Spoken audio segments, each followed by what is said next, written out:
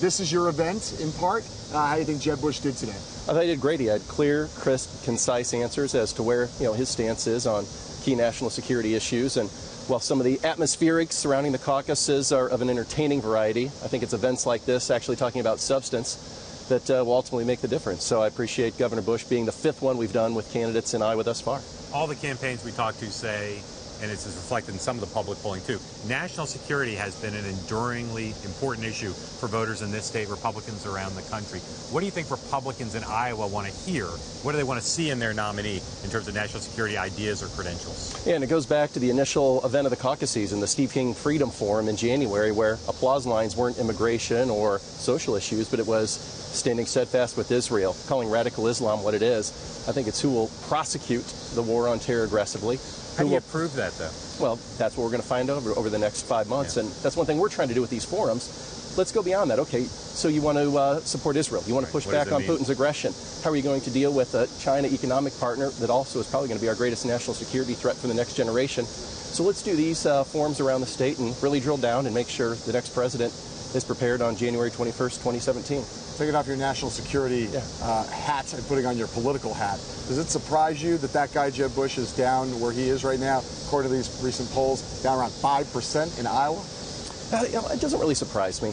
Right now, I think the race, probably 3/4 of Iowa caucus goers, they haven't decided who they're going to be with. Obviously, a lot of us are waiting to see, not if or when the Trump fever breaks this summer. But, remember 4 years ago when I was chair, we'd be talking about President Bachmann or President Perry at this point. Also 4 years ago when you were chair, when Trump was thinking of running, you dealt with him some. I did. Do you think he can win the Iowa caucuses? Is there a scenario where he wins the Iowa caucuses or not possible? Well, when you have a field of 17, it's tough to write anybody off because the threshold for victory is so much smaller. But I think with Trump, and the fair is going to be a perfect example of that, watch what they do with the people that are drawn to him. Are they trying to sign them up as precinct supporters? It's one thing to tell a pollster in August that, I like that he's sticking it to the man. It's another to actually stand up in front of your neighbors, people you go to church with on February 1st, and say, this is the guy I believe should be commander-in-chief. So just to clarify, you do think he can win the caucuses? I think that he has as good a chance as anyone right now. Well, no. I mean, as good a chance as anyone? Well, I mean, does he have a better chance? He's currently ahead. He's got a lot of money. People know him. He has 100% name ID, arguably an unlimited bank account. But the question is, can they turn these political voyeurs that are showing up at many of these events into traditional caucus goers? And I think that's something we're going to learn together. The guy who had been the front runner for the entirety of 2015, Scott Walker, and run into every single poll, is now dropped down to 3rd place according to the most recent polling. What explains that? Well, that's a great question. I think Governor Walker's rise most of the year was drawn from 2 different groups. Establishment-minded, business economic conservatives who loved the fact that he took it to the unions in Wisconsin, but also strong support from Christian evangelical conservatives that appreciate he was faith-driven.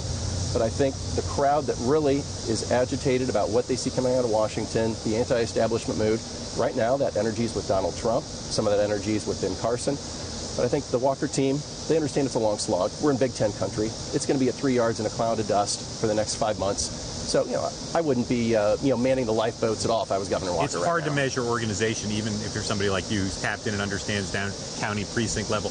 Right now, who are the 2 or 3 top organized candidates in this state? Yeah, and that's one after effect of not having a straw poll, quite frankly. Nobody has to show their organizational cards until February 1st. Ben Carson has a surprisingly strong organization, I would think.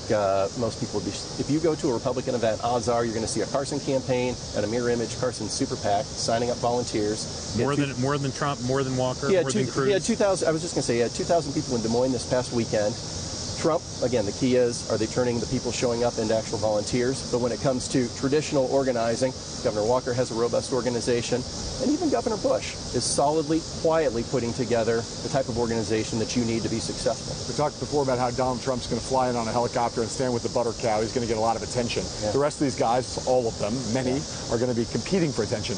Talk about what you've seen in the past as being the best kind of soapbox strategy for the Iowa State Fair, how you break through. Boy, the helicopter's a great start. It's going to be tough to top that. In large part, if you're not Donald Trump. In large part, it's do no harm. Right. Don't drop a pork chop on the ground. Don't eat a corn dog in a way that, draws out ridicule. I don't know how you break through. I don't know how you're talking about there, Matt. I don't know what you're referring to. I don't know how you break through the Trump noise this weekend. But we'll see when we have Trump, Clinton, and Sanders Palooza converge on the concourse on the same day.